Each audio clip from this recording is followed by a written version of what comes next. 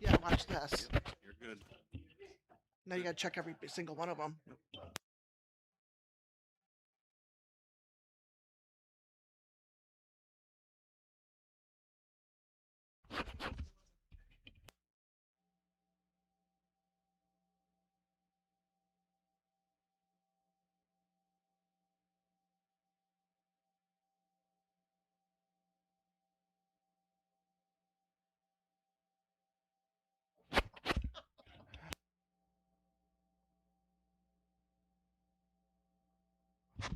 Okay.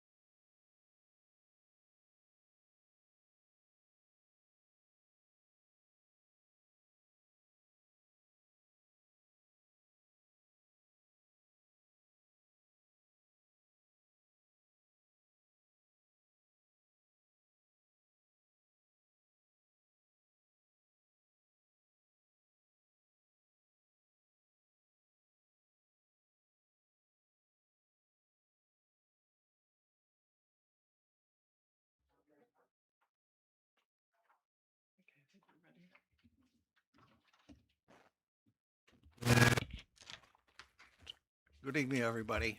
We're going to start the meeting tonight with a pledge to the flag, please. I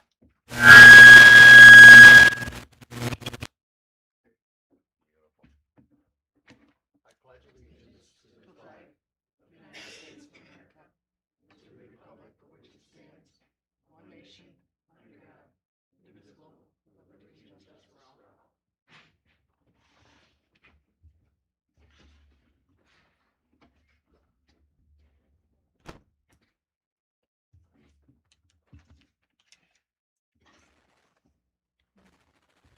Thanks for everybody coming tonight. We have a pretty busy schedule.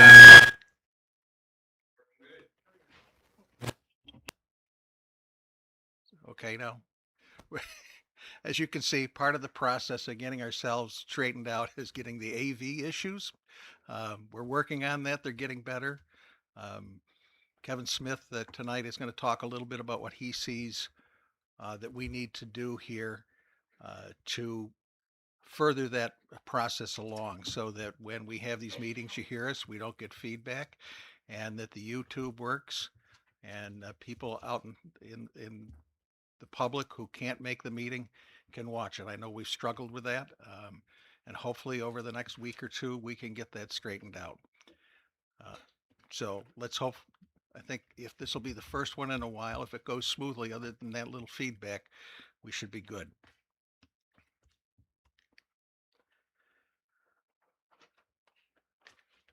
At this point, I'd like to welcome anybody that has public comments relative to those items that are on the agenda.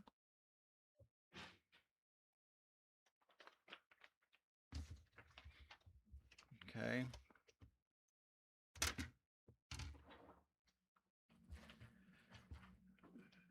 We'll go ahead and quite often we have the resolution to approve the claims further down on this.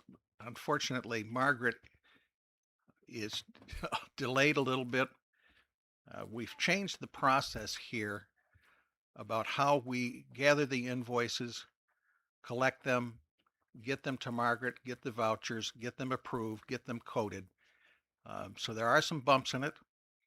I think this week, we stressed Margaret out immensely as we went through the process and the changes. And hopefully over the next week or so, we will, hopefully by the next meeting especially, get that straightened out. As part of that, I'd like to introduce you to my new assistant, Diana, if you would stand, please.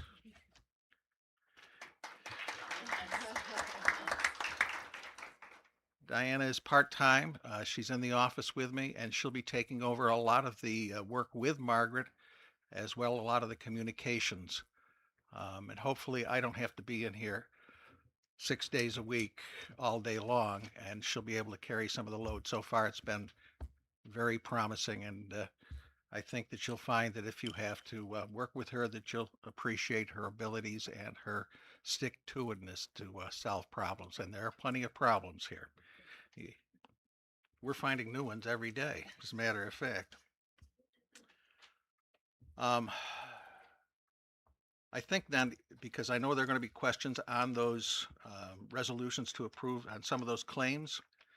There are, by the way, your warrant reports, there are 2 new vouchers or 3 new related that you didn't have a chance if you came in last night or the other day to look at the vouchers. They are for water testing to a couple, and you should find those vouchers in your stack there. They are for testing of water that we have to have done.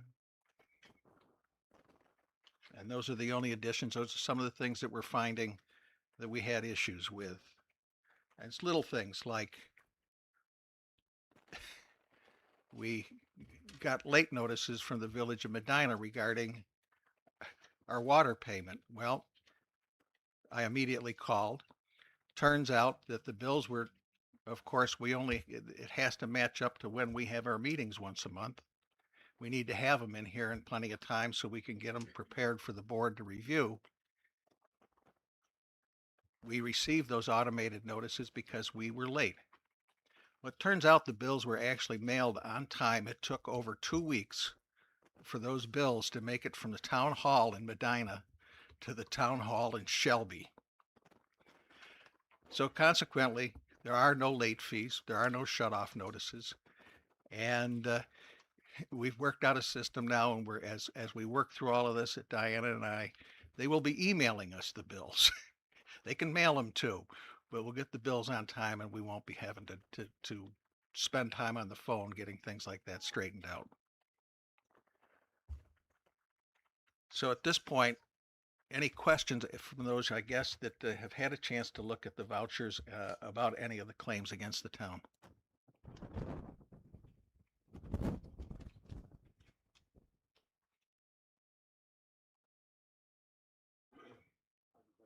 For Margaret when she gets here. Okay. Anyone else on the board have any questions that hopefully I can answer for you?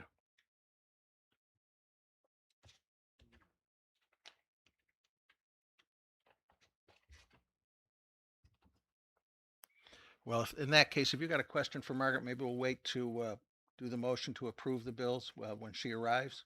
And that way, then she can go and print the checks and actually train Diana on how to print the checks. Some other process here that we can bring in house. So. All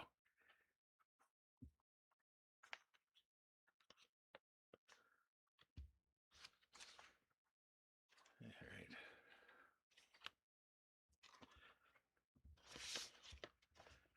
The highway report, unfortunately, Dale is not here tonight. I know that some of them on the board had some questions. I think later on, we will discuss in the board comments some of the liaisons we have here between our board and other elements of the town or the village. I believe there'll be some comments about some of the meetings and the process, at that point. So I will read at this point Dale's. We start tonight with the department status on overtime. Since the first of the year, we have incurred 440 hours of overtime. There's plenty of winter left, not to mention November, December, later in the year.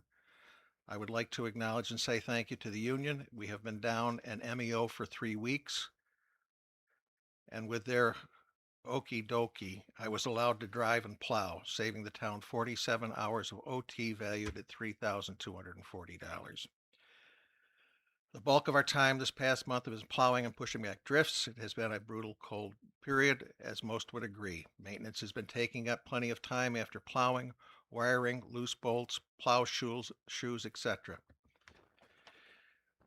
Did have time to assist Medina School on cleaning up snow that they'd have to place a stack future accumulation. Lent the village a haul truck so they could also clean up in town.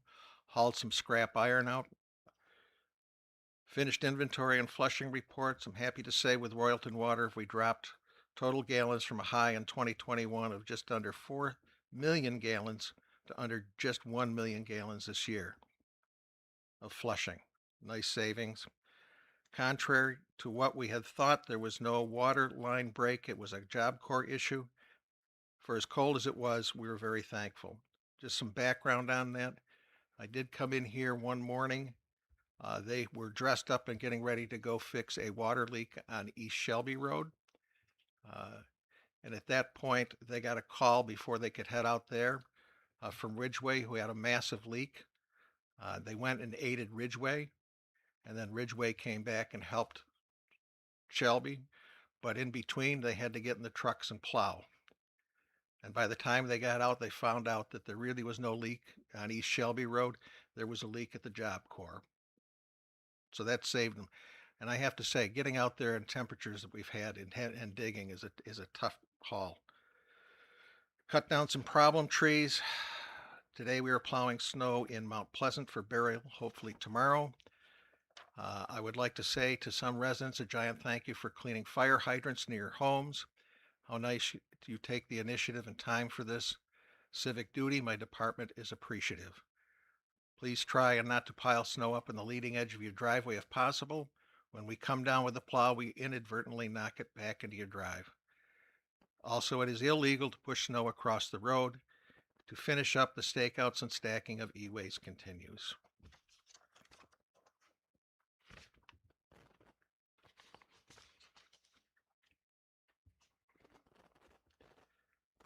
Do we have anything from the planning board tonight?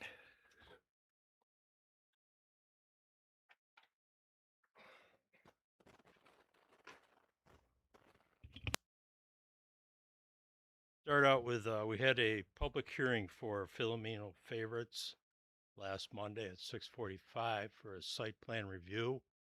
They were looking at putting on a 12 by 30-foot front addition to the building for future use. We had no public comment, so we went on to our meeting. We brought up Filomeno Favorites to start out with. They did need a variance for the setback, front setback. The ZBA had a public hearing prior, and they approved the variance for the setback. So all in all, we approved their site plan review for it. So they're hopefully June that they'll be able to start to see that. The next thing we did, we had a preliminary review with North Shore Networks. What they are the contractor for the county internet provider. And what they want to do is put a 150-foot tower on the corner of Barber and Town Line Road. And we had a lot of questions for him, and he's supposed to come back, and we'll look at the special use permit for that. And last but not least, we had a resident come in who was interested in putting storage units on their property. Unfortunately, we told them they can't do it because they're not zoned properly. So they're going to look at other things that they can do with their property. That's it.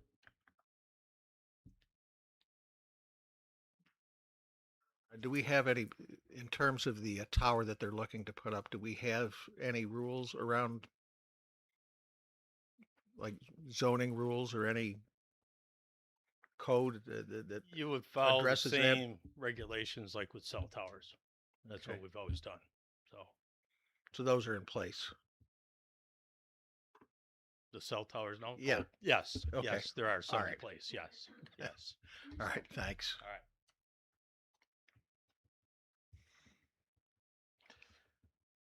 Zoning, do we have anything tonight?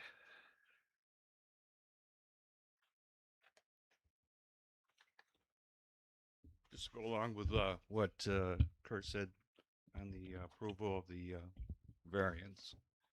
And we also would like to advertise for an alternate for the board. Pursuant to that, on Town Law 26711A, it's an alternate can be used for conflict of interest. In the event somebody in the board or is involved with that. So we would have to follow that guideline. But they could be elevated at a later date if we have an opening on the board. So we'd like to get that advertising in. Think there's a problem with that? Just write it up and get it to myself or Diana, and we'll get it forwarded for you. Right. Okay. Do you want it? Yeah, we might as well. Go ahead. Since Kevin is serving double duty, he has written up a little bit of a review of our current AV situation here. I distributed that early via email to the board members. He's making some recommendations first to address the audio issues that we have. Just some information for the people of the audience. These microphones work on a 9-volt battery. The court uses them, the village of Medina uses them, and we use them. And so we get up here and quite often, at least one of them is dead or dies. To the point that we all have a 9-volt battery sitting next to our microphones so we can make sure that they work through the evening. Unfortunately, or fortunately, this desk here, this bench, is already hardwired for hardwired mics. So one of the things that we had him look at were a number of issues. But just for that information, little background, you'll understand why we've asked Kevin to take a look at it and he's made some recommendations. Um, and I'd like to open it up to the board for any questions, or if you wanted to explain first what you looked at. With the hardwired mics, your mixer board has the ability to do what they call phantom power, and that would be on condenser mics. It's just technical talk for they would power the microphones. Um, no, I did some research on the existing mixer down here, and it's almost 20 years old, which puts it way out of date for reliability. So, anybody have any questions back as far as? But that would be the primary start, would be to get these new microphones in place so that you could take this 9-volt battery situation and the wireless interference potential out of there too. Because I think these are VHF high, which is a frequency band that really shouldn't even be used. So,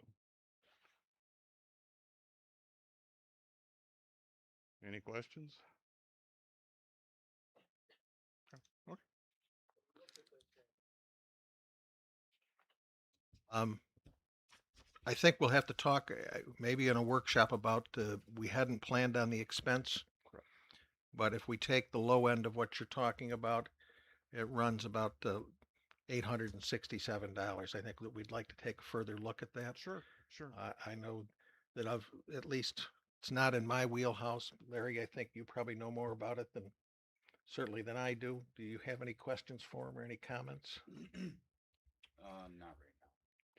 right now. I can say too, I've dealt with government services for purchasing too. So state contract pricing, if you do want to go to the next level, I can look that up too, which takes that bidding process of getting more than one bid out of the process if you need. And it all depends too, budget wise, what you want to spend. Yeah, we can see that. I said to go to the next level that you've got in here is quite a step. Yes. All right. So I think that we need to digest that, and Sure. I think we'll have some further discussion and questions for you. Absolutely. But appreciate you putting the time forth Not a problem. and volunteering to take that on. I got a quick question. If you put a system in, can you upgrade it? I mean, you can add stuff to it. Well, what part were you referring to? Well, the whole system. I mean, if you start out with the $800, Oh yeah, absolutely. then you can keep adding to it. doing it in steps. Yeah, you don't have to just lay out the whole thing and Right. go like that. No. You can add to this as you're going along. But the potential for the microphone part, it's the first good step.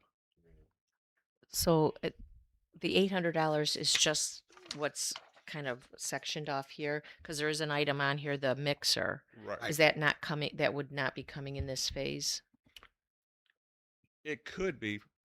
My choice would be to go to save up and get the better mixer.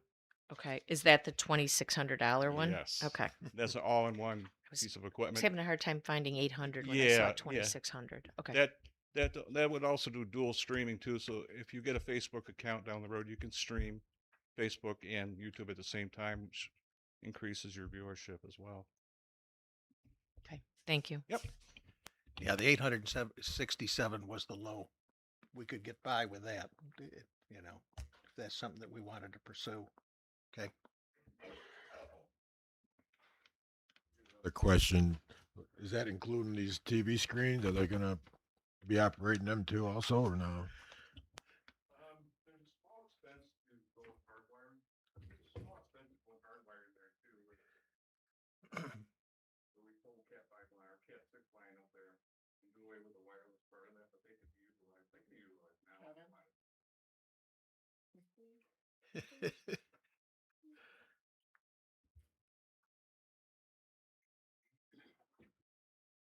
Yeah, you could use what you currently have, but it's wireless.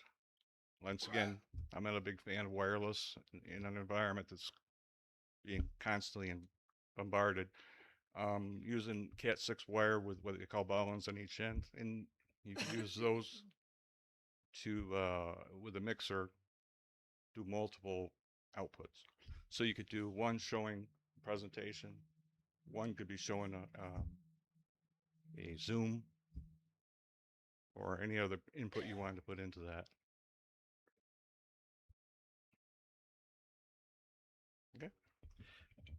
I can speak from having been one of the residents sitting out there and trying to watch presentations on these TVs behind us. And the visibility of any kind of information or anybody that's on them is close to zero. We are investigating, hopefully, a possible donation of an LCD projector. And if we can get that at no cost, it might be something we'd look at that we could use and would provide better viewing for people uh, when we do any presentations, as we have two tonight, if they had information that they wanted to put on. So it is something we're looking at.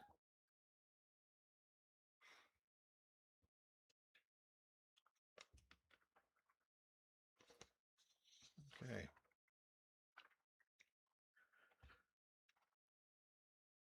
Well, I skipped over code enforcement.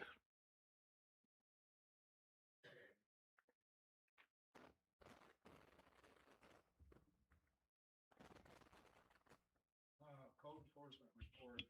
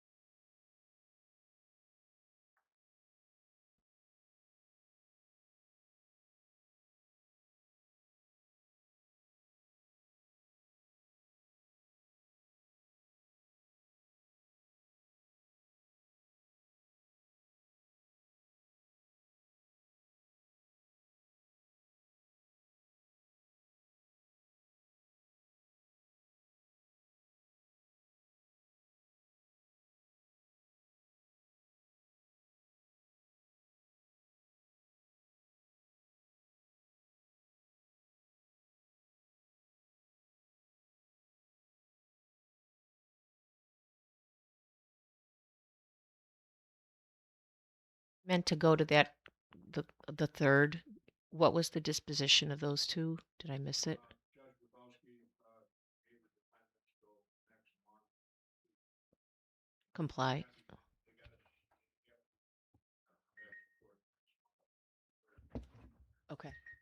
All right. Thank you.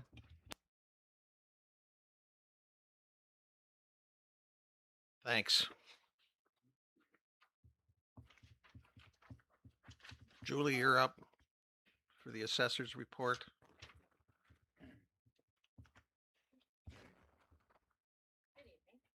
Office has been still busy with exemptions. We are still helping residents with the star letters that they receive from New York State. They have started sending out second notices. We were told yesterday from New York State that they pre-printed the second notices. So even if residents had completed the letter, they are getting second notices. And they had set this whole program up to save paper. So if you know of a resident that had done the form online and have received the second notice, it's just because New York State pre-printed them. But they can always call my office or come in and see me. The housing market has remained very quiet, very typical for this time of year. Next week, I was asked to present with Dawn Allen. She was the real property director. She's now the assessor for Town of Barry at the Association of Towns dinner meeting. So I'm going to present with her. If any of you are interested in coming, we're going to talk about assessments, updates, all of that. And that's about it. For the Association of Towns, next Tuesday, February 7th at 6. public, I right? don't think so. Yeah, No. it's for town officials, I think, John. Sorry. Oh, she meant Well, us. Sorry.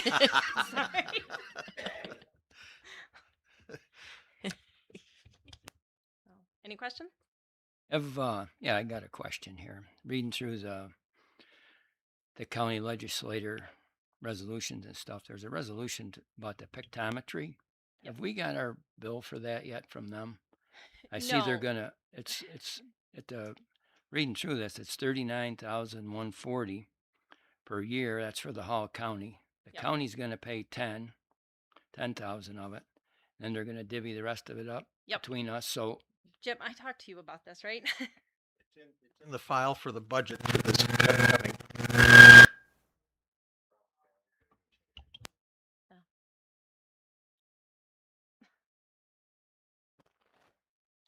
Julie sent me the information on our share that would come due, I think, mid-year. Well, next year, actually, but it's I- going to have to be for budgetary purposes. I believe the bill won't be due until 2027. That's So right. they would do it for the end of this year. They would probably do the flyovers, and then that way, then you can work it into next year's budget. Yeah. But I already planned for it in my budget, so it's already set. I don't know how Town of Shelby has always worked it. Ridgeway has always split it with departments, and therefore, when I took over, I have just always kept it in my budget. So I have so much in my budget that I've already planned. I don't know how you guys split the rest of it up, but that's everything that I sent Jim. Yeah, and like I said, that's on the docket for probably June when we start talking budget numbers, how we want to handle that. It is something that I use pretty much every day, especially with the update. But if residents come in and have questions, if Dan comes in and has questions, I'm using it almost daily. Anything else? All right. Thank you.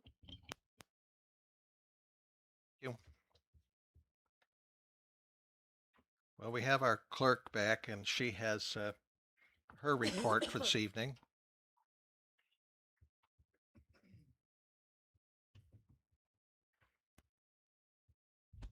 Okay, my monthly report for January. The town share, believe it or not, for hunting licenses or fishing licenses, the town made $1.38. The state takes the $23.62, so we only get a part of. We don't get much for our decals. Anyways, I did 2 games of chance licenses to the Shelby Fire Company, so we got $20 for that. Dog licenses, we brought in $150. That miscellaneous $100, I don't know what that is. I didn't think to look that over, and that's our share, but it's 8277. Oh, I can't remember what it is. I will look it up. There is a registrar fee on there for $10, but it was put in wrong. It should have been under marriage certificates and not a registrar fee, so that changed the code on that. And then building permits, we brought in $363. So a check was written to the supervisor for $644.38. And then the hunting licenses and fishing licenses went to the state for $23.62. The dog for the animal population control, New York State Egg and Markets, $32 went to them. And then the state comptroller for the games of chance, for the 2 licenses, they got $30. And that's it. Hey, Darlene, I'm sorry. What was the total that you gave to the supervisor? $644.38. Why does our what am I missing with our report? It says Well- 363. Yeah, it's let me see, 363. I was no, it's up here. The supervisor for general fund was $271.38, and the supervisor, the part for his the town fund was $373. I don't know. Normally, I don't know if they do match, Linda. I've never known them to match the bottom with, because their building permit is $363. Oh, so that seems to be what. That's just a breakdown of what we Oh, took so, in. okay. Yeah. All right, I see it. I thought Yeah. that was a total. Just the front page is just a breakdown of everything Okay. that the town gets for what Yeah. we did. And then the second page says what we had to give the supervisor and the hunting licenses and dog licenses and state comptroller. Okay? Yep. Okay. Thank you. Thank you.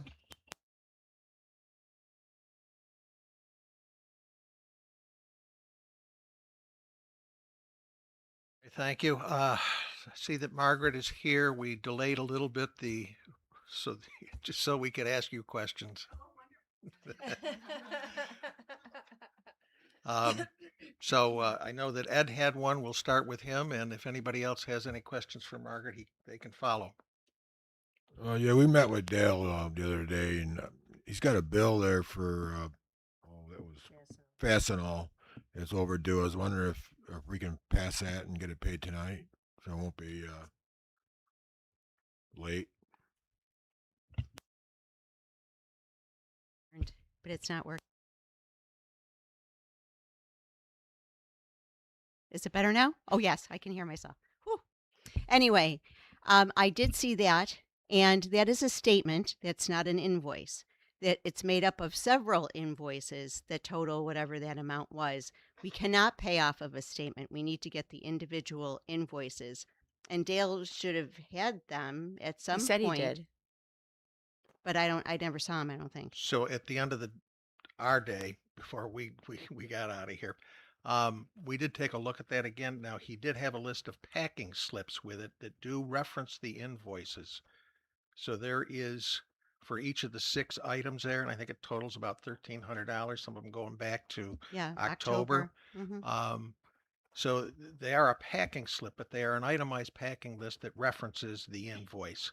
I don't know whether that's adequate or not. Well, I mean, we would take, there should be an invoice. The packing slip would be matched to the invoice, and then that's what you use for payment. As I wrote back in an email, I mean, Right. I'm considering it to be approved by the board. So as soon as we can get it in the system, we will pay it.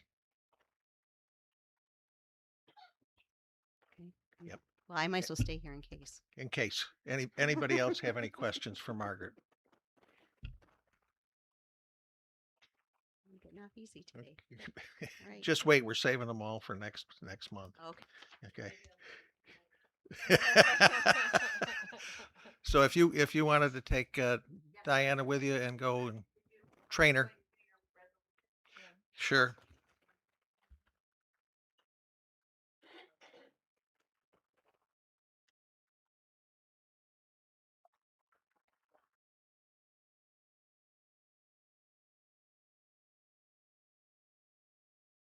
Why don't we just half a second? Let's so that they can get busy printing the checks, and if you want to bring that up, certainly you can. Do I have a motion to approve, resolution to approve claims against the town? So moved. Can I have a second? I'll second. All in favor, say aye. Aye. Aye. All opposed? So passed. I guess you're all set to go. Okay. And maybe we'll finally catch up on the ones that we've missed from last year yet. I know.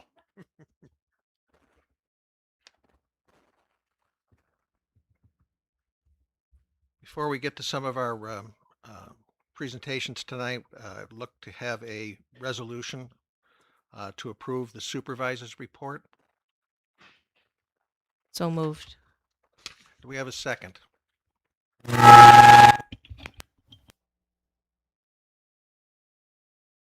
Second it. Let me have yours. Maybe yours will be different. All in favor? Aye. Aye. Opposed?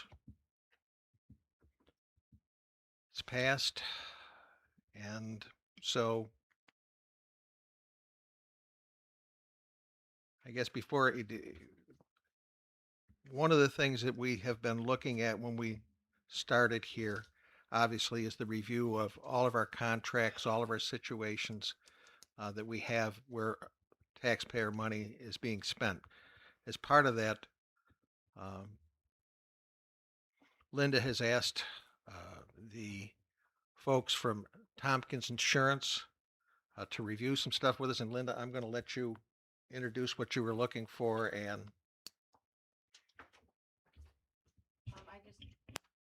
We were, since we're going to go out and quote the insurance, and I don't believe anybody on this board, we've ever had a presentation from our insurance. So when we spoke, we just thought it might be a good idea for the town and the board to really have a better understanding what we're actually covered for. You're up.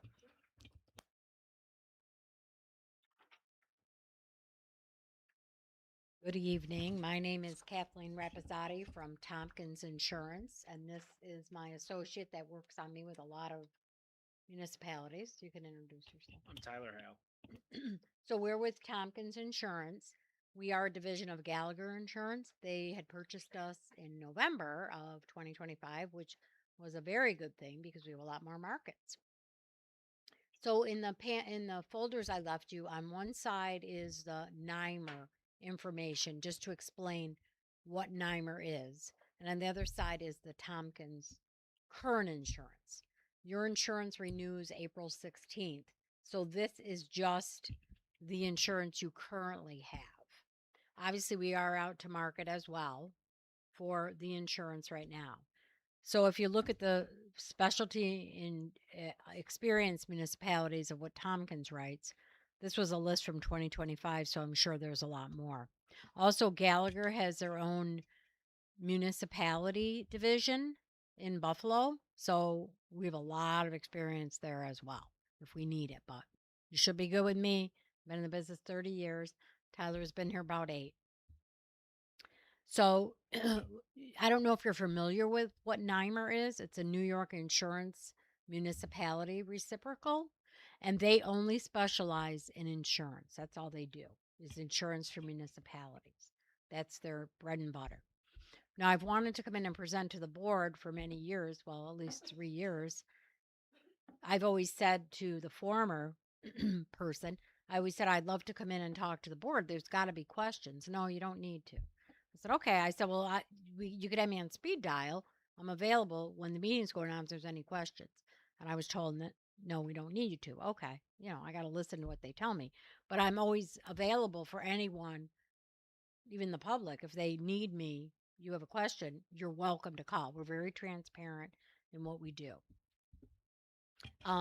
I personally also write Shelby, Heartland, and obviously Ridgeway and some other ones as well. So I write your neighbors as well.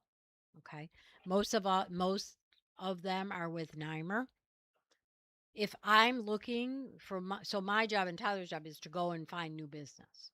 So if we go and I see a municipality is with NYMER, I won't compete against it because I don't think you're going to get the best coverages. So I'm always like, well, you're with NYMER. Are you unhappy with your agent? No, we really like them. Okay, then I'm going to decline to quote because I can't put you in another package that's not as good as NYMER. I won't do that to somebody just to make a sale. That's not how I operate. So as of right now, if you look, there's 2 pieces of paper in we did the renewal, what it was last year, and then the pricing for 25 to 26. So what we always do is we always send all of the accounts out to market. Internally, we do that. So we have a group, our marketing team gets together usually 4 months before any of our accounts renew, and we will discuss internally where do we want it to go to market. So we always send everything to market. With municipalities, there's not a lot of markets in New York, unfortunately, because it's New York. So we have a couple. Some of them I don't feel provide the right coverages or they lack certain things. Some are very expensive. So I feel you're where you should be, but obviously I know you went out to bid and that's fine. The renewal is 4/16, like I said, so I'll try to be in here the first week for your board meeting. I don't know. Do you meet every 2 weeks? Tuesday of every month. Okay. So next month it would be March 10th. Okay, so March 10th. So it wouldn't the carriers are very slow sometimes with pricing, so it probably wouldn't be till April. Okay, for the renewal, unfortunately. I'll push them, but I don't know. So right now we write all of the property. We write the crime coverage. We write inland marine, which I've worked with Dale Root on a lot of the equipment and the trucks just to confirm that everything was up where it should be. So the inland marine coverage, what that means, it's your equipment. And it's a kind of an old term. Like everybody's like, what does inland marine mean? So it's an old insurance term way back when insurance started with Lloyd's of London, way back with the boats when they would put their money together to get coverage for anything that fell off the boats and was destroyed. So that's where the term inland marine comes from. General liability is your third party coverage, your bodily injury and property damage. If someone comes, let's say, on your property, slips and falls, anything like that. The auto coverage, we cover all your autos. We have an umbrella. So what an umbrella is a liability coverage. It goes over the general liability, the auto liability. And that's going to be, which NYMER offers 20 million. So they offer 10 million occurrence, 20 million aggregate. So what that means is if it one occurrence, it would pay out 10 million. The policy term for 1 year would pay out 20 million if needed. But hopefully you'd never have to touch the umbrella. The only way you go to the umbrella is if you pierce the limits with your general liability. And if you go through those limits and exhaust them, then you'd have to have the liability. We do have police professional in here, public officials, crime. We also have a separate crime policy with travelers, and cyber. And we also have a separate cyber policy as well. Last year, you were paying about, 24, 25, you were paying about 38,000. Last year, we got it to 42,000, but I think 42,000. Yep. And we did quote the separate, we did quote the cyber separate. So that would have been a little more money. But yeah, so we have a pretty good program. It's a 9.5% increase last year. We are seeing a little bit of increases, but a lot of them are coming in flat. So hopefully this year will be around the $43,000 mark for the insurance. So we have the building and personal property. We have a blanket limit of 3.9 million. So basically what that means is they take a blanket limit. So let's say one of the buildings, there's a fire, it goes down, we have it insured for 500,000, say. To rebuild it, obviously to code and things like that, it's 600,000. So now, geez, where are we going to get the other 100,000? The blanket limit of 3.9 million, you have the bucket limit. Also for contents too. So that's very good. Your property deductible is $1,000 in the event of a loss. Your buildings are based on replacement costs. So obviously today it's very expensive to replace anything, as people know, if you do anything with building materials, anything like that today. So on replacement costs. But like I said, we have the blanket limit of 3.9, so that's really, really good. Business income is actual loss sustained, which is 12 months. So it's an unlimited amount. So business income would be, and like a manufacturing plant would probably be a little different for business income, because if that goes down, we got to set them up at a new place, things like that. Where if the highway garage, let's say, goes down, we could set them up at another location. That would be business income, things like that. Pay the key employees, things like that. You do have flood and earthquake coverage for $1 million. NYMER throws that in. You do have some coverage with crime with NYMER, but we also have a separate crime policy. So employee theft, 25,000. Forgery or alteration, if someone alters a check. Computer fraud, 50,000. Theft inside of money and securities and outside. But also employee theft does not necessarily have to be money. It could be someone taking something out of, let's just say, the highway department out the back door. Okay, it doesn't always have to be money. It could be anything. The next page, we have the inland marine, like I explained. We have the contractor's equipment, 489,000. It went down from last year because Dale and I went through the equipment, and some of the things were sold that were not taken off. So we went through all that. The auto physical damage. So what NYMER does is kind of a good thing. So auto physical damage on the autos would be comp and collision. So when NYMER quotes a policy, and they put comp and collision on the vehicles. Under the auto policy, it's more expensive on some of them. So they take some of the physical damage and put it in the inland marine, and it's cheaper rate. So that's why you're seeing the auto physical damage under there. Miscellaneous equipment, it could be tools, things like that. Okay. Lease rented unscheduled equipment. If, let's say, someone from the highway department had to get something from Admar Supply because you didn't have it and they lease or rent it, $25,000 you have a limit for, because they're always trying to get you to buy their insurance from them. Oh, here, buy the insurance from Admar Supply or wherever you're getting the you're leasing the equipment from. If you needed to increase that for a job, hey, we're renting a piece of equipment for a month for 100,000, we could endorse the policy on to do that for you. So you didn't have to pay the extra insurance through it would cost a little bit, but general liability limits is 1 million, 3 million, 1 million per occurrence, 3 million aggregate. So the most the general liability is going to pay on this policy for the year term is 3 million. If you go through that limit, the 20 million umbrella is kicking over it. So really you'd have 23 million under the general liability. Cyber liability, they provide $250,000. NYMER does. We have a separate cyber policy for $1 million. The auto liability is $1 million. They also include the supplemental uninsured and underinsured motorists for $1 million.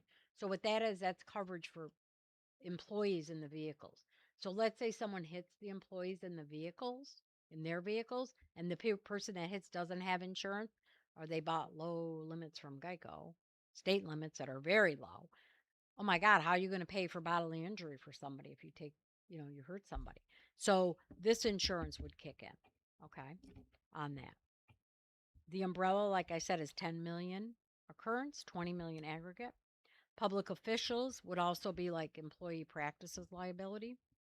If they basically come and say, hey, you guys did something wrong, we're going to sue you, that's where the public officials liability is coming in for 1 million occurrence, 2 million aggregate. Law enforcement is $1 million, 2 million, because you obviously use another police department. You don't have your own police department. Now, do you have a written contract, which I'm pretty sure I asked Scott this, with the police department you're using?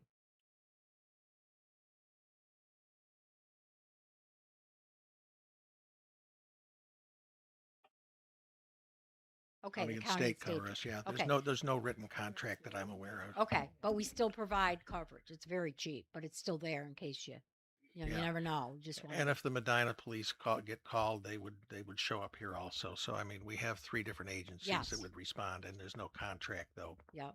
Plus, Okay. it might cover the judges too, so you want to be sure we have that in there. Yep. Okay. So that's basically your coverage in a nutshell. What you have. Like I said, NYMER's really good. They do a great job, and they really are the place to be. I just moved Heartland from Trident Insurance. Keith was so happy. I love Keith. He was great. So he's like, oh my God, because the trucks weren't covered properly. And I'm like, I took that over last year. It was a mess. And I fixed it. And he was very happy. And I saved him money too. So, yeah. So, do you have any questions, concerns, or anything? Or Was this policy adjusted to cover the new trucks?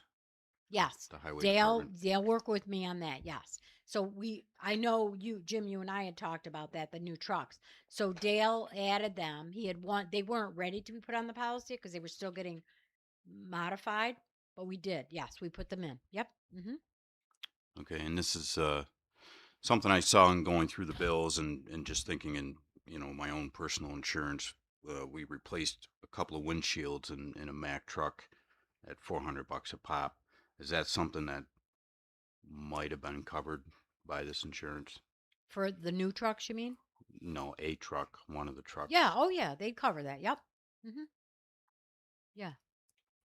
Did Wouldn't you be turn any- it in? But it would be over the deductible. So There if it's are over the Yes. deductible, yeah, if it was over the deductible, Because the deductible on the auto, I believe, is 1,000. Yeah, 1,000. So yeah, probably that's why they didn't turn it in. So unlike a, vehicle, glass coverage is not considered, there's still deductible on glass. So in personal auto, full glass is always covered. So if your windshield gets cracked, there isn't a deductible on your personal auto. Right. Commercial, it's different. Okay. hmm hmm You're welcome. But you can reach out to me anytime, anybody on the board, anything. So when you did the walkthrough with Dale, like was it last year or recently? The walk. When you said you kind of went over everything with Dale, or So- just on the phone? No, I went. I Okay. came in and met him. We went through the equipment Okay. that Dale's in charge of. Okay. So there was the plow trucks, and there's three. I'm gonna call them pickup trucks, if that's kind of right. Is the gas tank on Dale's company vehicle covered if there's something goes wrong? Because I don't believe the town owns that, but how big is that? 100? 100-gallon auxiliary tank. Yeah. So is that okay? Is that his own personal tank, or is that Yeah, I don't think the town bought that. okay? Then it probably wouldn't be town equipment. We could add it to the equipment. That would be covered. I'm not worried so much about the gas tank. I'm worried more about an issue with an accident and Oh the yeah, it gas would be- blows up. Oh And, yeah, and now his we've truck got would- yeah, his truck would be yes. But would- but even though it's got equipment on it that doesn't belong to the town. I'm sure yes, you'd still have coverage. Yes. Okay. Yep.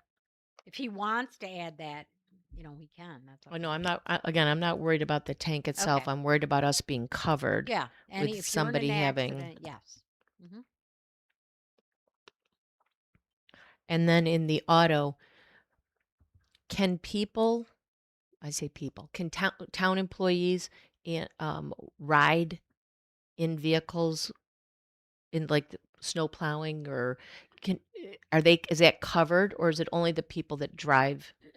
Well, no. So anyone in the vehicle is covered. Once you get in the vehicle, you're covered, obviously, Okay. under your liability for bodily injury, anything like that. But only for employees of the town. Well, you really shouldn't be having other non-employees riding this employee trucks. I mean, Okay. like snow plows and stuff like that.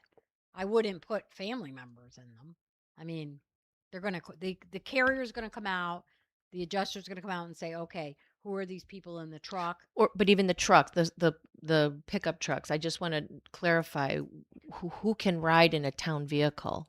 Well, probably anybody could. I mean, they're still going to be covered if an accident. But if it's on town business, they're going to say, why do you have other people riding in the truck other than employees? I mean, who Okay. would you be referring to? Like what type of situation? I don't know. I'm Oh, just okay. I'm just kind Okay. of trying to understand what we're covered for. Okay, no, if somebody's in a vehicle, like I'm riding in Tyler's car and he gets in an accident with me, his insurance would cover me. Yes. Okay. Oh, I know that for personal. Yeah. I just didn't know if for Yeah, for a they'd be town if covered, that's but yeah, I mean, I wouldn't put a non-employee in the snow plows. You know what I mean? If you're out plowing, yeah. Okay. things like that. Mm-hmm. I'm good. Just any experience I've had with you at this point, Kathy, and just everybody knows she's been very responsive with any questions that I've had. And I think, Linda, you got pretty good response from her too when you've had questions. So we appreciate you coming here tonight Oh, you're welcome. and appreciate your attendance to our insurance Absolutely. issues. So thank you. And I'm sure we'll have other questions for you. And I'm sure Linda, as she looks through it, will be getting back That's to you on fine. things. I like questions. At least I know people are looking. This is good. And like I said, if you have any questions, anything like that, or if it's in the middle of the term because it renews, let's say June, you say, could you come and talk to the board? Absolutely. You don't. It doesn't have to be just for a meeting here, like a renewal. If you guys have questions, anytime. Well, one more question, Sure. anytime. This loss run report Mm-hmm. that you provided, Yep.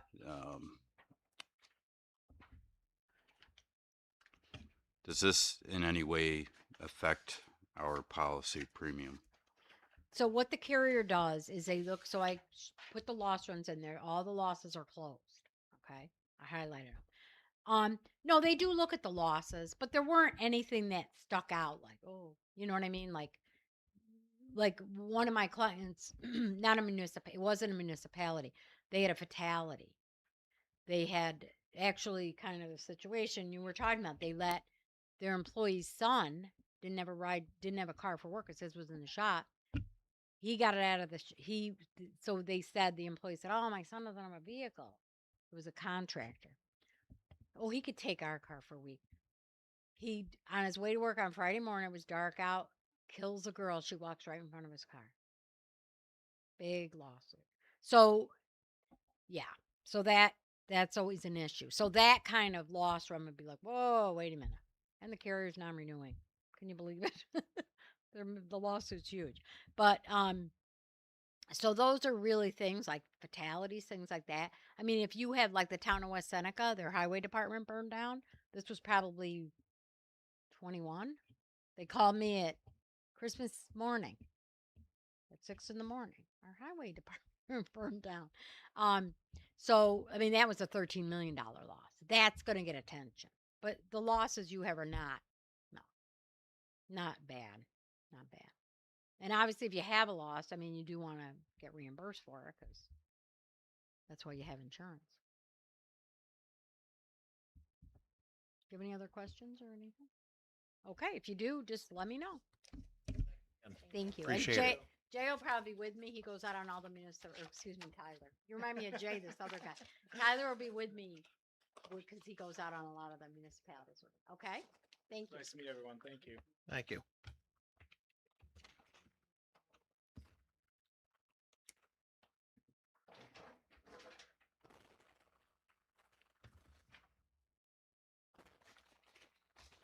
So we're going to kind of cover two lines on the agenda here at once.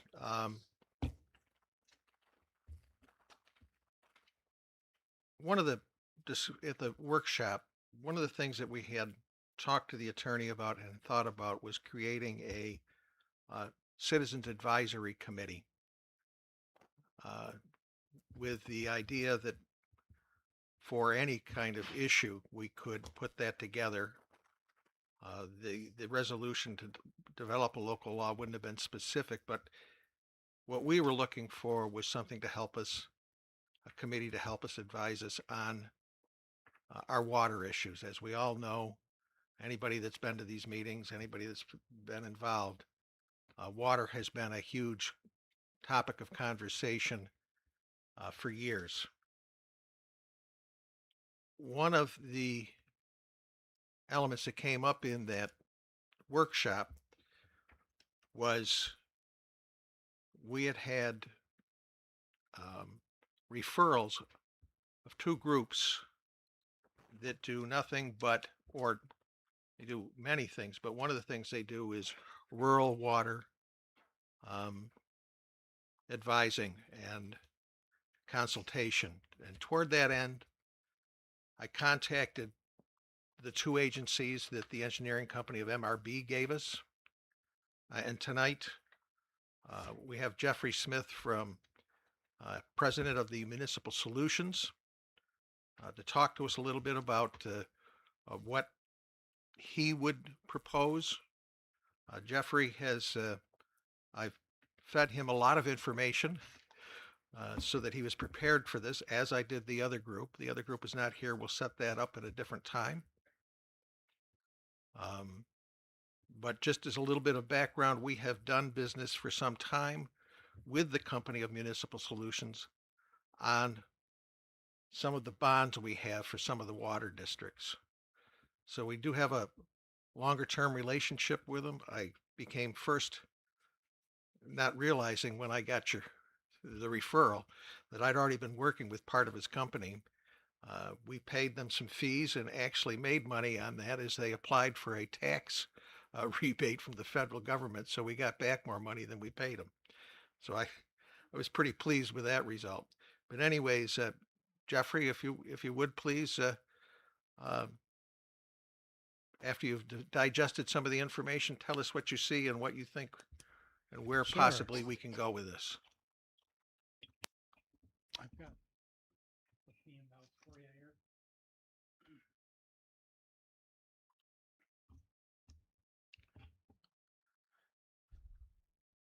after reviewing some of the background material that I was, supplied with, and I got to tell you, I've worked with Darlene over the years.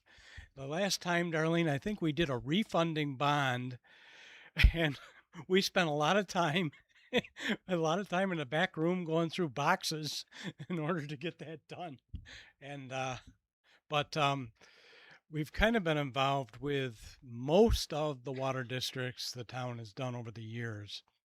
One of the things is that the town has quite a few smaller districts, and there was a reason for some of that being done that way. Back in the days when the districts were formed, um, USDA Rural Development has funded a lot of those projects, and they always um, wanted to, in order to maximize the financing package, usually there'd be a loan and a grant. They were limited on how much money they had available for any single town. So they always recommended, well, do these smaller districts because each year we get a new allocation of money and you can get another loan and grant to help those get done. Now, a lot of those districts are quite mature, and some of them are quite small, so that if a district has a leak or a pipe break, it's only those people in that district are going to get have to pay that bill back. It's not unusual, especially if you're along like a state highway or something. A water line break can cost you $55,000 because you're going to have to put that road back to state standards. So if there's 12 people in that district, they're going to get a bill of $55,000 to split between them. Now that can be, you can borrow to help spread that cost, but that's one of the problems with these more mature, smaller districts. One of the one of the things that we've been doing with a number of towns now is we've been consolidating those existing districts and forming a town-wide district. And that's kind of what the presentation I've got in front of you tonight is kind of. There is a state grant program that will cover a study to look at consolidating your districts and what the pros and cons of that would be and what the potential cost savings would be. Here, where you have two different water sources with two different water rates, there could be the possibility of um, consolidating the districts and then being able to spread the two different rates across the whole body so that there could bring the overall rate down, potentially down. There could also be the possibility, once this study is done, there's a local government efficiency grant where if there are two communities that are working together for a project and you can show a cost savings to the water users, you can go for it'll be a grant of between 100 and 150,000 to help make corrections if this study finds that there's a problem with meter pits or there's a problem with the interconnections. You would have to do additional after this study was done. There would be that potential for um, going out for a local government efficiency grant. There's also, we work with very closely with the New York State Environmental Facilities Corporation, which has the potential, depending on the how the project ranks, it could possibly be 0% interest financing or a 1/3 interest rate financing for subsidy on the interest rate for water projects.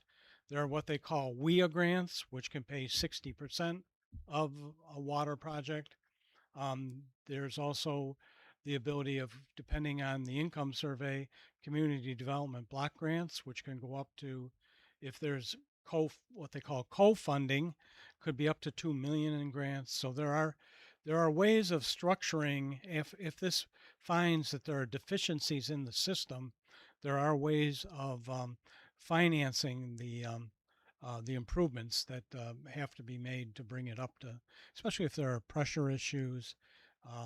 if there are any health hazards, um, tremendous water line breaks. If there's a lot of water line breaks, that might be also an opportunity for savings that we could show. So the first page talks about this New York State Department of State. It's called a Craig Study Grant. It's it's basically it's a community reorganization grant, they call it, and it's the consolidation of normally like a town and a village may look at consolidating. Well, special districts also fall under an eligibility for this type of a grant. So the grant can be up to $50,000 and it will pay for both legal, engineering, and financial analysis looking at what a consolidation of all the districts would do. It also then determines if there's existing debt on any of the districts already. Many times these consolidation plans have found that those districts that have debt existing will continue to pay their debt out. So some districts won't have any debt on them. Some will be halfway through. Some will be rather newer and have a longer term to go. So those original people in the original district will continue to pay that old debt. Going forward, any debt that's incurred in a consolidated district, everyone contributes towards whatever improvements have to be made. So that gets around and it helps those very small districts that could have that $55,000 expense and only 12 people. That then gets spread against all users. Also, you can start setting up reserve funds where it would be very difficult for some smaller districts to even come up with any kind of a reserve to put money away for those repairs. What can happen on a consolidated basis, you can actually set up a town-wide repair and replacement reserve and start building up for whatever some of those circumstances may be, so you don't have to go out and borrow to fix them down the road. So nice part about these grants is they're non-competitive. You can apply every month for the funding, so it's an open funding round. And basically, you put in an application, and you can start up the grant within about 4 or 5 months. You're ready to start the studies. So what you would do is you'd find your engineering firm. You would find most times on these types of deals, we'll work with both the town attorney and bond counsel, who they're a special attorney that only does the bond work, and they'll have a lot of the information on these districts in their files of how they were originally formed and what kind of debt was out there, and like we could, because we have a lot of the records, we also would have a lot of that information. But the study itself then, it basically, all communities have to follow under the New York State municipal finance law. There's a way of how consolidations are done. So it's set out for you, and on the pages 3 through 5, I went through all the steps of what you would do as part of this study, what the town does. And there's the town engineer will prepare a joint consolidation agreement and plan, and in there they'll have the history of all the districts when they were formed. There'll be a map of each of the individual districts will be prepared. The bond counsel will verify how legally they were formed, and that'll be in the study. And then there will be a plan put together of consolidating all the districts. Any of the existing debt is compiled. That's usually where the finance piece comes in. What the existing debt on each of the systems are, what the future would be as far as what the savings could be by a blended water rate, if you wanted to go that route. it's kind of nice to have two different water sources coming into your system, because if there's a problem with one, you'll have a backup. And the health department really does stress redundancy in your water systems. So, but that can all be looked at. One other option might be moving to just one source. But again, that would be studied as part of the study, and it would come up with what potential costs there would be, advantages and disadvantages. Seeker is also done as part of this because it is impacting an existing water system. It's not an in-depth seeker, but seeker has to be performed. Then after the study is done, the board reviews it, and if they want to go forward, there's an adoption of a resolution which endorses the plan, lays out a summary of the plan, and calls for a public hearing. And then there's a public hearing, and if it makes sense to the public, after you get feedback from the public, a decision is made if you want to go forward with the consolidation. And so we actually get into implementation. Under this study grant, if you go and accept the study and actually do the consolidation, it turns from a 50% grant into a 90% grant. So the town only pays 10% if they are successful in going forward. Also, then that allows you to apply for that implementation grant. If there's things that have to be done for the consolidation, you can also get a grant up to $100,000 with a 90% of it paid, 90-10 match, to implement whatever is needed to make sure that district consolidation goes smoothly. I think what will probably, and we've done a number of these. We're actually working with the town of Batavia on consolidating all of its districts now. And that's been a tough one because they didn't do straight districts all the time. They did additions to districts, overlays. It's been a lot of time on the legal side to unravel, how these were all formed. And there was even a question of, can you consolidate an overlay district? The law's kind of silent on that. So it took a long time talking with the comptroller's office of what we could really do there. An earlier example, and I think one that might be like what we would see here, is I've done the town of Corning example. Back in 2017, the town consolidated 4 water districts in the town. They moved forward with the consolidation in April of 2017.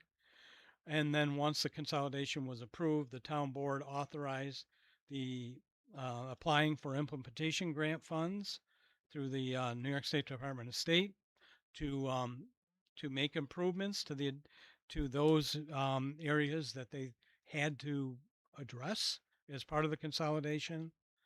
The consolidation took effect in January of 2018, and they decided that existing debt people pay, anything going forward is an expense of the consolidated district.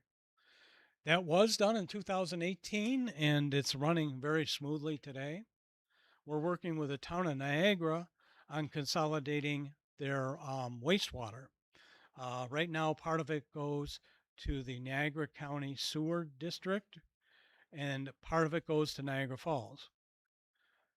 We're doing this study because, first of all, Niagara Falls wastewater plant is periodically over. It just receives more sewage than the plant can treat.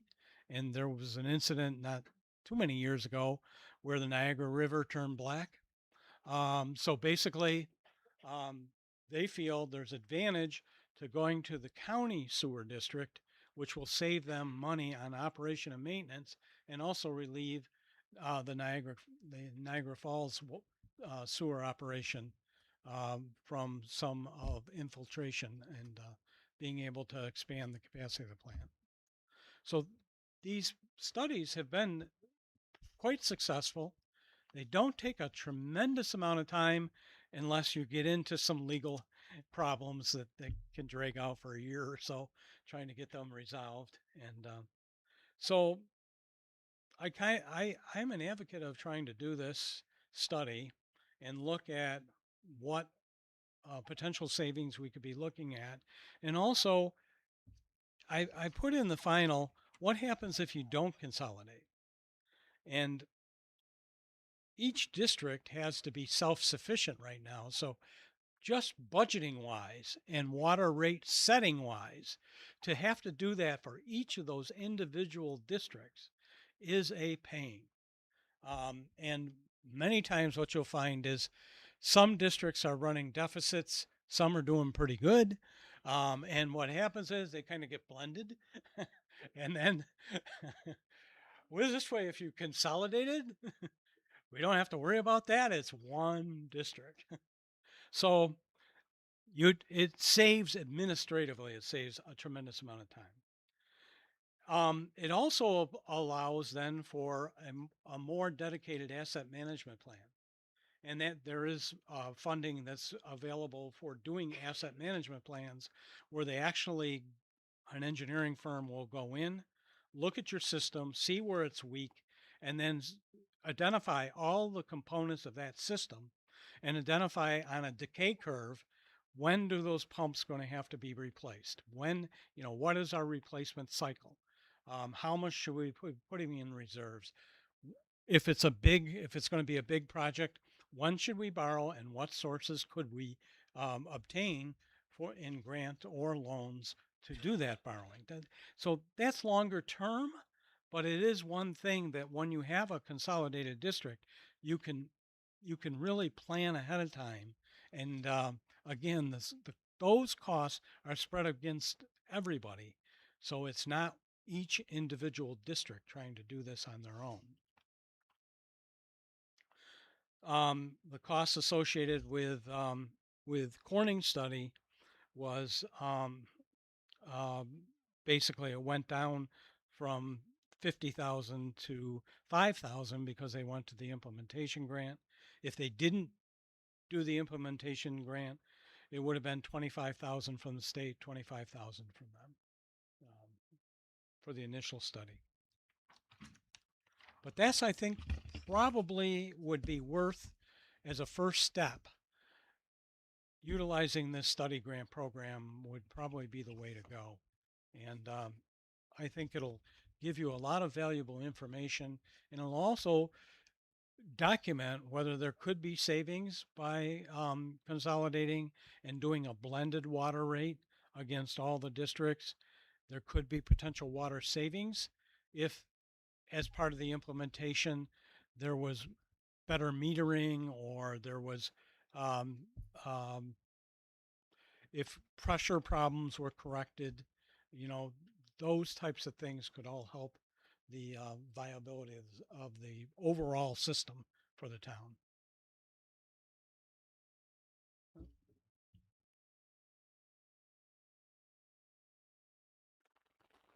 If we decide we wanted to move forward, how long is the process from start to You apply for the being able to grant, implement? and it has to go through their committees.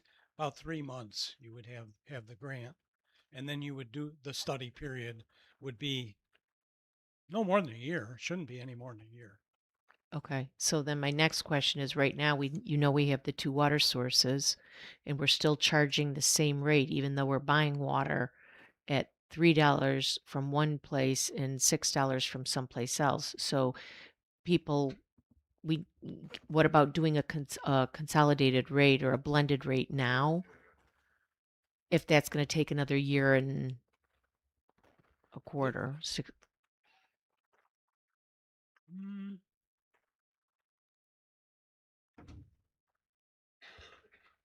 you could do. I think you could do the water. It depends on how the system is set up, and I'm not familiar with that. Whether Can we say that Medina water could end up in this end of town, and Royalton water could end in Medina? We could come up with a blended rate. I think we could do a blended rate. Mm-hmm. I think that Margaret's been working on that, would have some idea. I think though that we're still quite a bit less than a year from a stable water system. We made those changes in October, and from anything we heard from MRB and everybody else, you need at least a year of data. So we might be able to start the study and then, look at the same time having a blended rate investigated as at the same time rather than waiting to get to the end. You could do the yeah. Yeah. Your blended rate would be a percentage of each place we're getting it from, right? Yeah, you need, and that's why they said a year. Yeah. You need good data. Yeah, the How many gallons. gallons are going, and is it reliable data? That's the other thing. You've got unaccounted for water, and we would have to get a handle for how much. And do you have master meters at every entry point where water would be coming in? There should master I think meters. for Royalton we should have. Well, they all have Yeah, they- meters on them. All master metered. Yeah. That's good, because what we can do is how much, and this is where the cost savings can come in too, if it is identified that there are leaks or there are areas with leaks. You're buying water, but you're not selling the same amount of water. There's Right. always some lost water. Yep. A tight system is anything that's losing 10% or less. It's considered a tight system. I've worked with some communities that are losing 75%. Yeah. And they've got big leaks. They had big leaks. We've had a lot of water loss in the past. I don't think it's as bad as it was, but certainly it's there. I think the bigger shifts are our time of year and who's using the water with our Mhm. agricultural districts, and agricultural use can shift things dramatically from one point to the other. And sometimes government facilities aren't metered, and so you got lost water. And then we do kind of ask the fire companies if they're doing hydrant flushing and stuff like that to try to give it an idea of how much they're using. That's not, it's not going through a meter, just to get a handle on how tight is the system. Yeah. So it's possible then that if we decided to go, and we have a lot of discussion here yet, certainly no commitment, Mhm. certainly tonight, but if we decide to go with to get this process, you have the ability to help us with grant writing for this. Yeah, we're doing 97 different projects right now statewide, using the different programs that are available, and we do write the grants, and we do water sewer rate studies. I'm working on rate studies right now for just finished up Mount Morris, doing Clymer and Bath, Village of Bath. So. And along with that grant writing, in terms of the process, helping us through the process, reminding us, we're very limited in staff here, obviously. So, we need a lot of help on staying on track. Is that something that you also Yeah, offer? we administer the grants.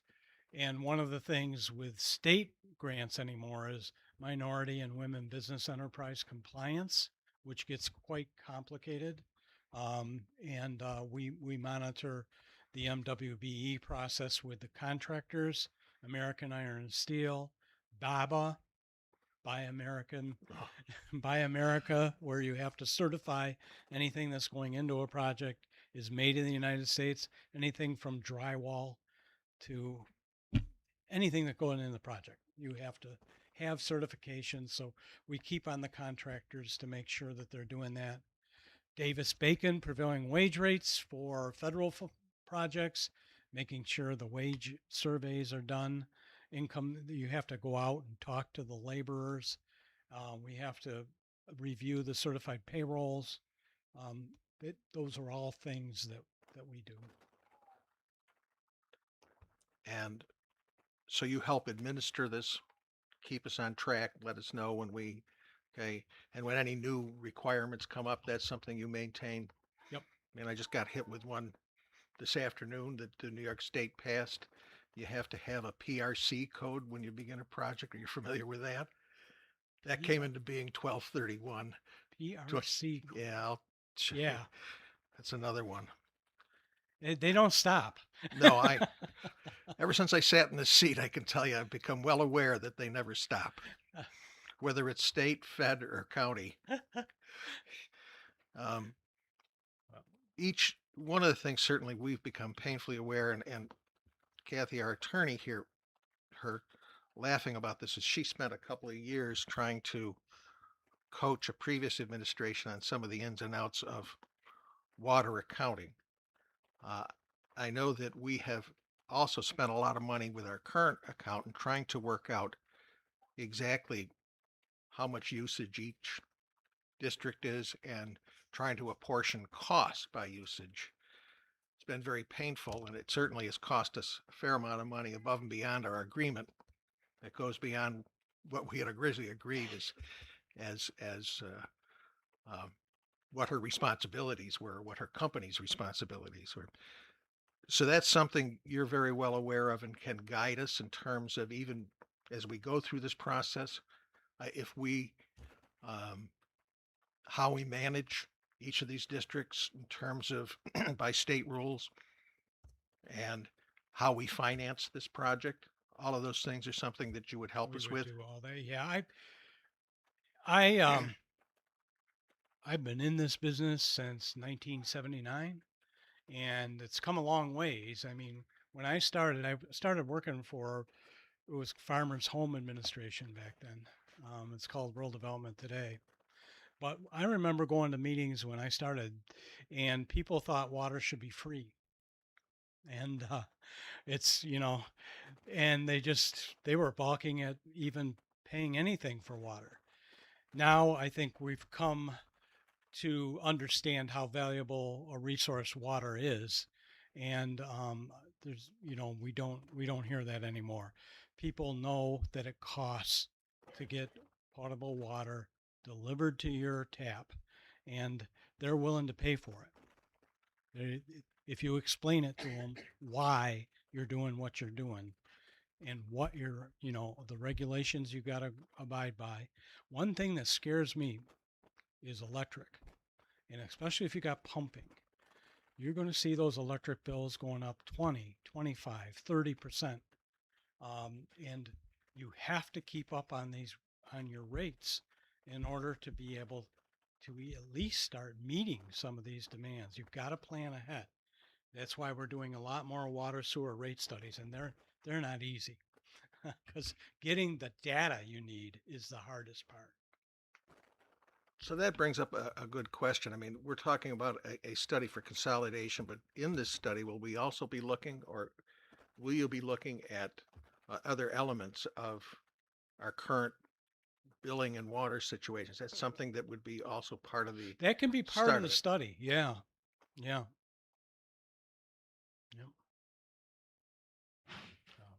But again,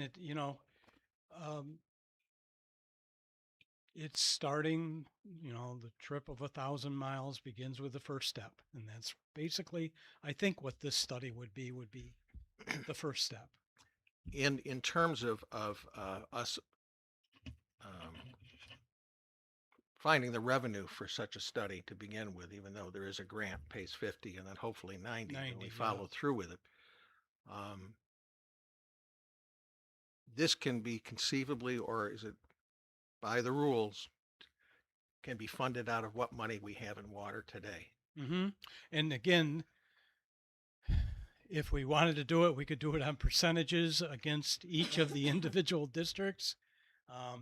We can do it that way, or that's the comptroller way. Okay. But if you're like Batavia, they've been doing a consolidated districts for years. They just never consolidated. They didn't split them all up. Yeah. Ours are split, no Yeah. doubt about that. Okay. Um, But that's probably what you would do is assign a percentage against each of the districts to pay for the local share of the study. Anybody else have any questions? So I know there's no guarantee, but you've been, like you said, you've got 97 projects. You've been doing this for years. What are the chances, knowing what you know about our situation, what are the chances we would get the grant? Oh, it's non-competitive, Oh, okay. so you'll get it. Okay. Does the next WIA grant cycle open? They're talking, and it's never a definite date, but WIA could be July, around July. So, and the big timeline, if you're looking to do any kind of a water or sewer project, you have to have an engineering report completed in their format by May so that you can get on the intended use plan, so you can get that ranking going and they can review your project. So May is a big date for having any studies done.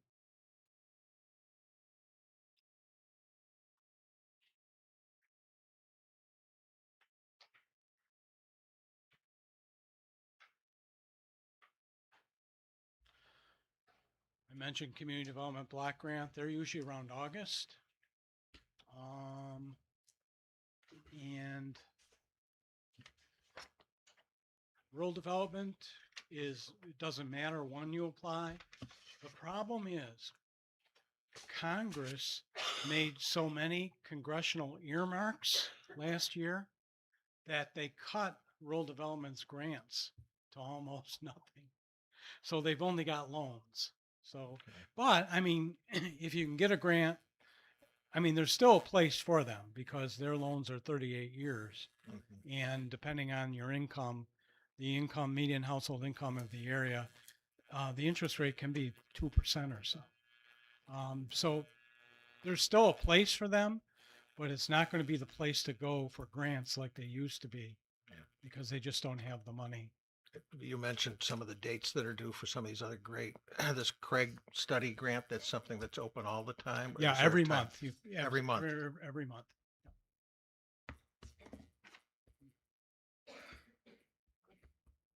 Ed? Larry, anything else? No, I'm good. John? Okay. Great. Jeff, thank you so much. Sure Appreciate thing. you coming out and spending some time with us. Should have said, do you have it? No, you asked the question I had, so Okay. it's all good.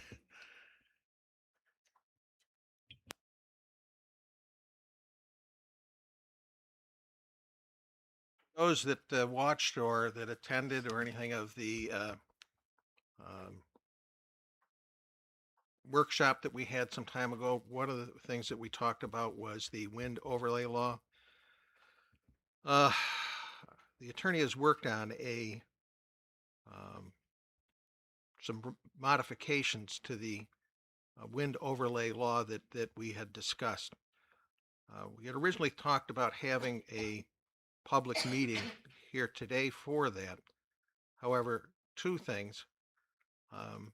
One, never got a notification in 5 days in advance, but also part of the discussion that we had there, and I think that we will be discussing this as a board, is whether we actually do the wind overlay law or investigate making just a zoning change. And I think that was discussed at the workshop. I'd like to, at our next workshop, take that up again and make a decision about whether we proceed with an overlay law or whether in fact we look to do something else, maybe with a zoning change along the wind energy systems.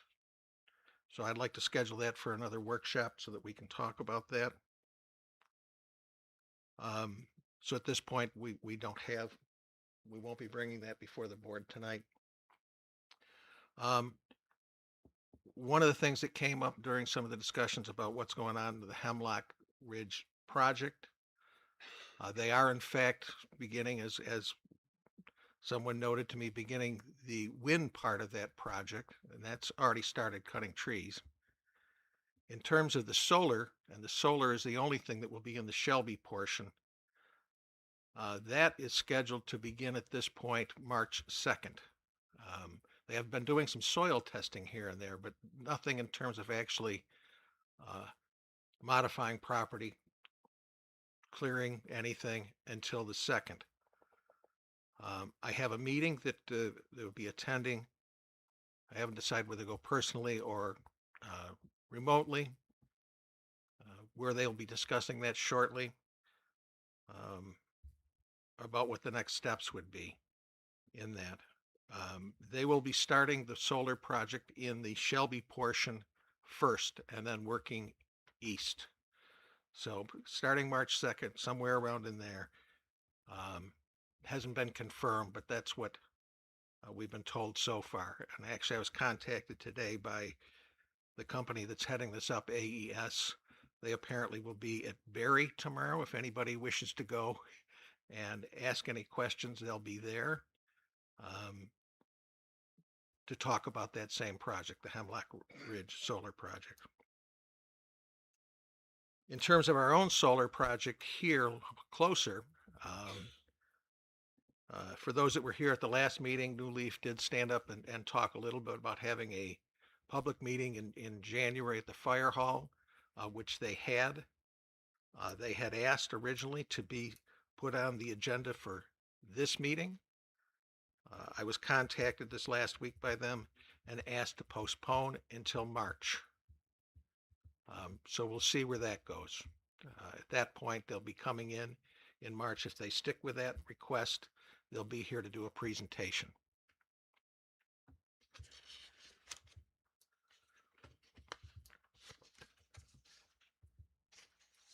At this point, I'm going to talk with board comments. We did have, as we did in the organizational meeting, for those of you that attended and watched, we did have set some liaison responsibilities. And I know that Linda and Ed did meet with Dale, and I'm going to turn that over as they are the liaison to the highway department.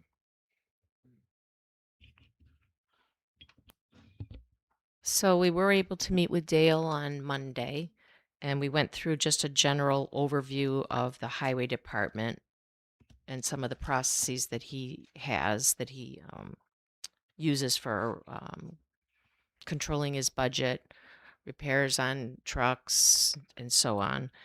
I think it's something we're going to have to do like monthly to kind of keep up. I did request with Dale that we do one monthly to go over his budget to make sure that we're staying on track with that.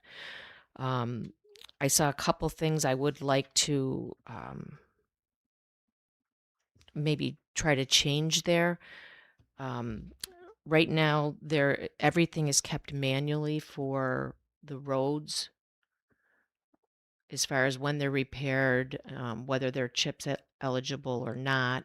They're all in files, in paper files, in Dale's office. I personally think we should probably get an electronic copy, like a schedule of some kind with some updates. I think after the last regime change, it would be prudent of us to get electronic and not have paper copies. So I probably will sit down with Dale and see about getting that done. I don't know whether that's something he'll be able to do or whether maybe we can get Diana to help. I don't know how. I don't know how. She's not here. Yeah, I don't know whether she's like knows Excel or not, but it might be she, something. She to just knows look all of that. And Okay. I think that your point is well taken. It would be good that if it was in electronic format, it would be easier for everyone to follow. And not all of us, and I know Dale is included, is not Yeah. real good at Yeah. that stuff. So if we want to get that from him, we'll have to try to give him a hand. Yeah, fine. And Fair I'd enough. like to see that too. So Yeah, I think it's good practice for the town to have their stuff electronically. And then the only other thing that I thought about tonight during our presentation was I think maybe at least quarterly we should we should get a water report that says, total gallons purchased from both places, total gallons billed out, what was flushed, and let's see whether we have any leakage or loss. That would be good to be in an electronic format also. I think that Yes. anything that we could do like that helps. Yep. I mean, with his schedule not necessarily matching everybody else's, an electronic allows us to communicate better, and I'd certainly like to see that. Yeah, also would be helpful for anybody in the future. Future highway superintendents, they could Exactly. go right out and it won't be in a file; it'll be on electronic. So Well, I would expect if we pursue some of the things we just talked about with Jeffrey Smith and some of the consolidation study and such, those kinds of things would have to be implemented for us to move forward any meaningful way with that kind of consultation. So.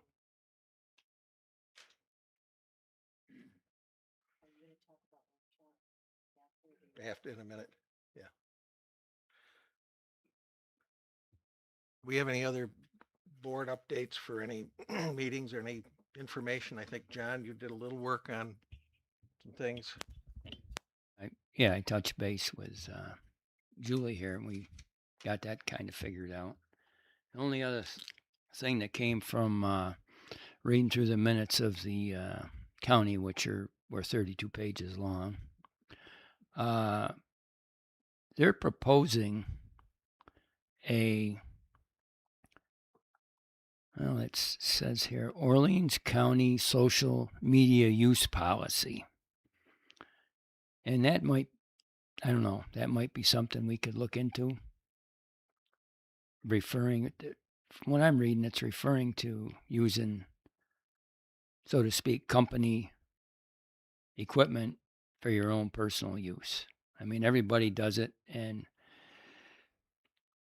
the way they're mentioning it here, if you've got an emergency, a doctor's appointment to change or something like that, it's a problem. But the way I'm reading it, Christmas shopping would probably be out on the computer on company time. So it's something we might want to look into. I'll follow up and try to get some more information on it. And that's all I've got right now. Along those lines, I know that any company typically has those rules in place, and the last company I worked in was where they actually set up a monitoring system to watch that usage. So CHPC had actually put something together for the town board to consider prior to departure of the 3 board members. What CHPC put together was, I reviewed it, and it was more complicated than what the town needed. But clearly, I do think that type of policy would be good to put in place. And so I can try and dig that up and recirculate it, and maybe we can pare it down a little bit to meet Shelby's needs. If you can do that, let's take a look at it. Okay, because you're right, it can get pretty complicated. I mean, we had to buy extra equipment to have everybody watched. Right. I don't know that we want to go that far, but a policy would be good to have. yeah, I got one more thing I forgot. I'm going to be meeting with Judge Grabowski on Monday to go over his court numbers. So I'll report that next meeting. And along those lines, the accountants to do our audit, we did switch this year. They are coming in tomorrow, and they are starting with court. And they'll be here Wednesday and Thursday. And then they'll turn attention to the clerk. And I'm going to make sure I disappear for those weeks or days. Well, just kidding. We know that we're going to have a lot of questions that they're going to ask that we may or may not have answers. Hopefully the next time we go through this, we'll be better prepared.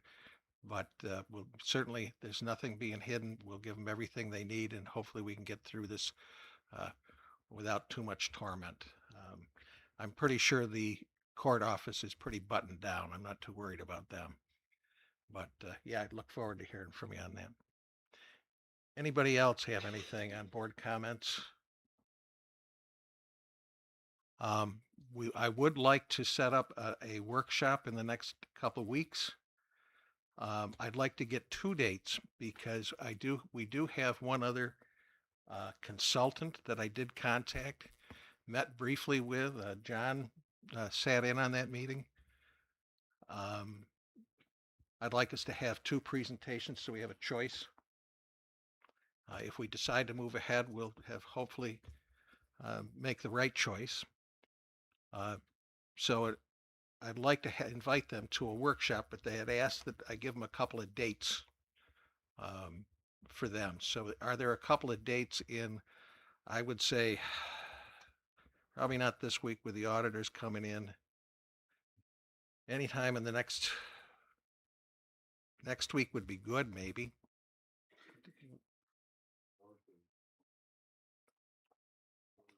For 26 for me, Tuesday or Thursday. Oh, next week. Anything between the 17th and the 20th of next week? Yeah. 19th. Oop.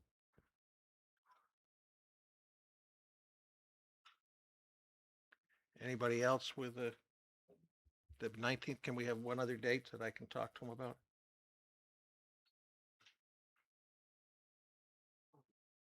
Go ahead. Okay. So let me give them the 18th and 19th, or 19th and 20th. Any preference?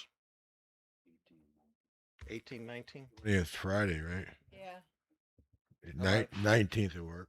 How about 18? I'm getting 18 on this side. Do I have a? Trying to get 2 days. Yeah, that'll work. Okay. I'll give them the 18th and the 19th, and we'll see if we can pull them in for the workshop and have them make their presentation Right. at the workshop. That'll be open to the public, just as this was. Yeah, let me see, and I'll get back to you as soon as I'll get a hold of them tomorrow. Okay.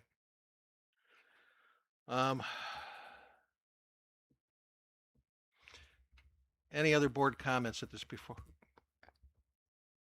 Are we going to do anything else at the workshop? Oh, I'm sure.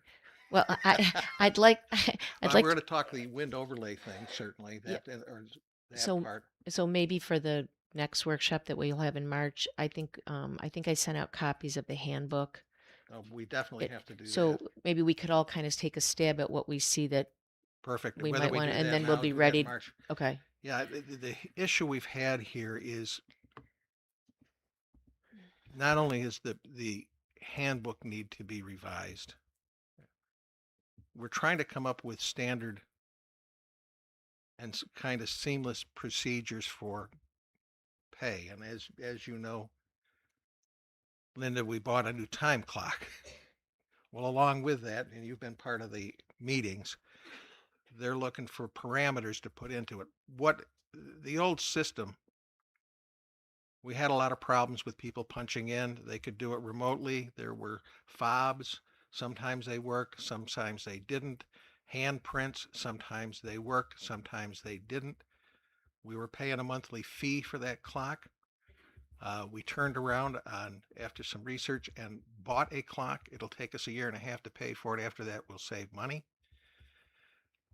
The other part, though, it has been requested by Margaret, is that we completely automate the system so that people either on their app and in that app or online can see how much vacation time they had, request vacation, take everything out of the manual operation mode where it costs us either in time or money to have that make payroll, or for time off requests, or to give vacation or comp time. We're in the process of doing that. In fact, I do have a 5-page document that I'm supposed to fill out for those parameters. However, I have been reluctant to add any parameters because there is a feeling here by the employees that the time clock doesn't work, because for years it hasn't. So I insisted that we begin with just facial recognition, no other features, punch in, punch out. And once we can make sure that it punches in and punches out correctly, they gain confidence, then we can add those parameters and features in it that we've all wanted to do and to automate the process. The problem is that in the 2 weeks, 3 weeks we've been doing it, I've had 2 failures. One of the highway department guys punched in the morning, could not punch out at night, and I'm the one who enrolled him in it. So when I saw him, that was a Friday afternoon. When I saw him on Monday, he was not enrolled, and there's no way he could have unenrolled himself. I enrolled the court clerks. They started using it this week, and the first time one of the clerks went to use it, it said she wasn't enrolled, and I enrolled her. So I have some issues yet that we need to work out, and I immediately got on the phone. But part of that also ties in, and the only reason I digress into talking about the time clock from the manual here, or the is that they're intertwined. And part of what we signed up for was HR help to rewrite the manual.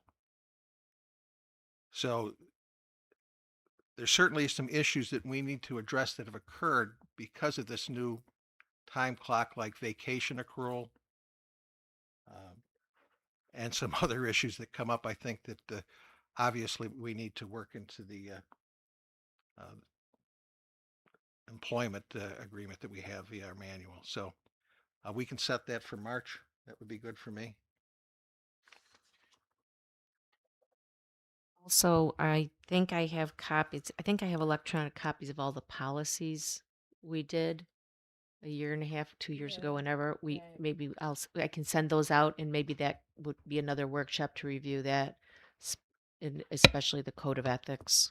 Absolutely. And I think that, maybe I don't know how much we'd have to review those. Some of those, I think certainly the HR people that we're paying to come in and help us would be an assist. I'm not sure the ethics policy would be, something they would get involved in, but certainly we should re-review that. Okay.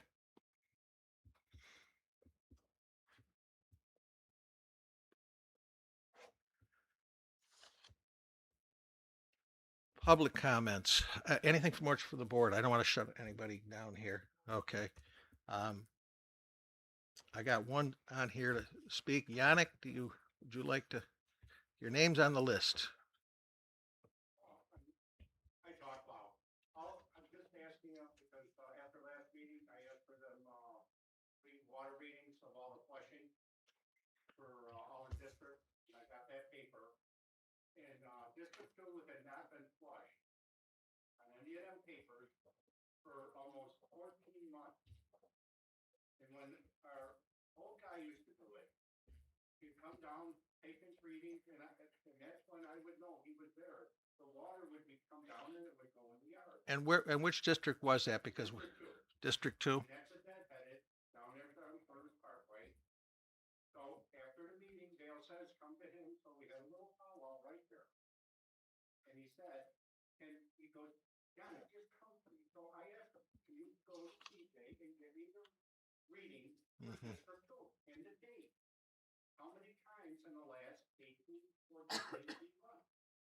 And here I am. Nothing. So, I mean, if you could get it for me, I mean, I asked. So I was just thinking maybe that's another thing that should be electronic, so that when somebody asks for it, Darlene or Diana or anybody could pull it up and give a copy. Since you're meeting with Dale on a regular basis, Oh, yeah. why don't you add that one? I will. Okay. Just because I know that all the guys did it, I knew what my water is. So I don't know what it was over there. Yeah, and I can look kind of. We did have one of the bills that we reviewed was for testing. I don't know whether that district, and it would give us a date that it was supposedly, drawn and tested. All the dates that they did, Right. And that's all I was asking for. But the readings he gave me, District Yeah. Well, that's, I know that has not been flagged over. So you just give me that information.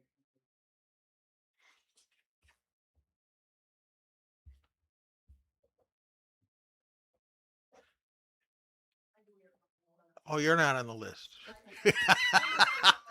You get-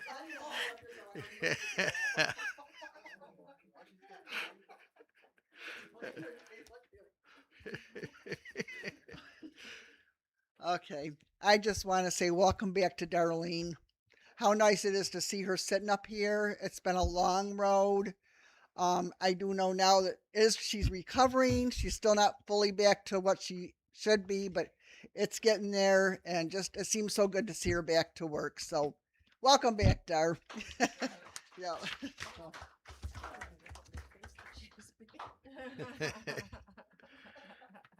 All right. Anything else before I entertain a motion to close the meeting?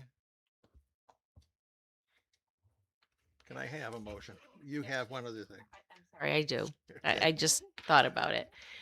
So at the previous meeting, there was discussion with a taxpayer about a water meter. Did you? That water meter is here, back on the shelf. Mhm. Since that residence, whoever was in there, owned a meter, Mhm. and the other thing that we did speak with Dale about is replacement of meters is done at the town's expense. I think that money should be refunded Yeah.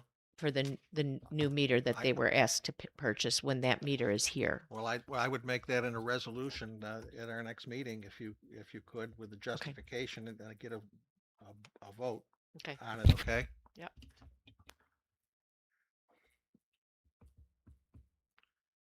One last time. Okay. Can I have a motion then to close the meeting? Ooh. Second. All in favor? Aye. Aye. All against? Closed. Thank you all for coming and sitting with us for 2 hours tonight.